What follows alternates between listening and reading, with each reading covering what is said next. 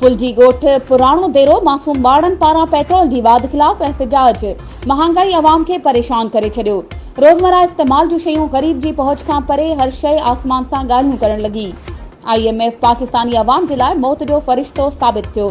ग़रीब मिस्कीन ख़ुदकुशी करण ते मजबूर। कनीज़ रुबाब, हक़दार अली, दुआ बतूल, कनीज़ ज़हरा, इज़हार अली, ममनून हुसैन दस्ती एहतजाज कंदे चयो त मौजूदा हुकूमत इमरान हुकूमत जा सभु रिकॉर्ड टोड़े छॾिया ऐं ग़रीब मिस्कीन अवाम जी उमीदनि ते पाणी फेरे छॾियो।